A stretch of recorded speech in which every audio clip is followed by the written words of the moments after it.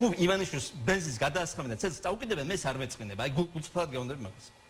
ხო, მაგრამ ამ ზუსტად არანაირი მაგრამ. ასე ესმის გედევან ფოფხაძეს კრიტიკა და ოპონენტებთან ბრძოლა. ქართული ოცნებიდან ოპოზიციის რიგით წევრად გადაბარგებული ფოფხაძე ახლა რადიკალური იდეების გამავრცელებლად იქცა. ამბობს, რომ ბიძინა ივანიშვილის და მმართველი პარტიის წევრების ფიზიკური განადგურება არ ეწყინება. ეს არის ნაცის სახე. ნაცი არის ბნელი.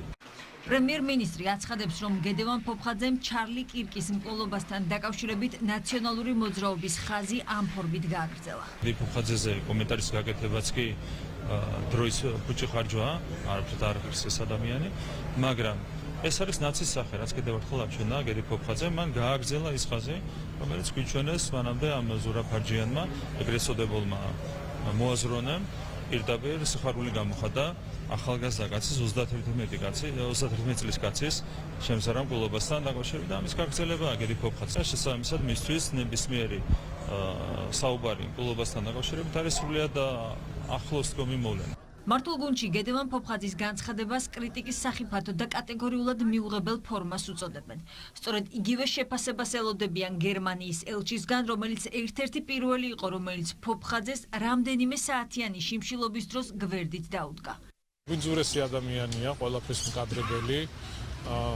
მოარვის ახლა მაგისგან მეც არაფერს არც უნდა მოელოდე ადამიანს. განცხადებას ელოდებით გერმანიის ელჩისგან, ჩვეულებრივი რადიკალი არის, უბრალოდ სხვა ქვეყნის მოქალაქე.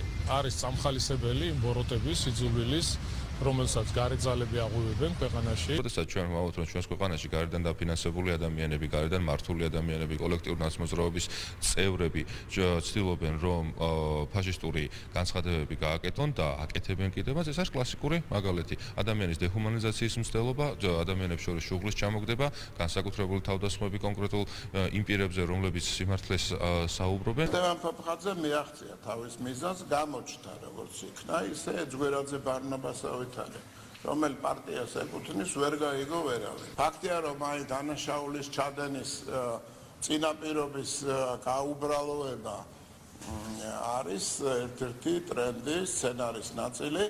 გედიმ დაინახა, რომ ამ სცენარს გარკვეული, ამ მიმართულებას გარკვეული პოპულარობა გააჩნია და დაიწყო ამ თემაზე საუბარი. ქართულ ოცნებაში ექსტრემიზმის და ლიბერალური ფაშიზმის მთავარ წყაროდ უცხოეთიდან მიღებულ დაფინანსებას მიიჩნევენ. სწორედ ამიტომ მმართველი გუნდი თითოეულ შემთხვევაზე რეაგირება სწორედ საელჩოებისა და დონორებისგან ითხოვს.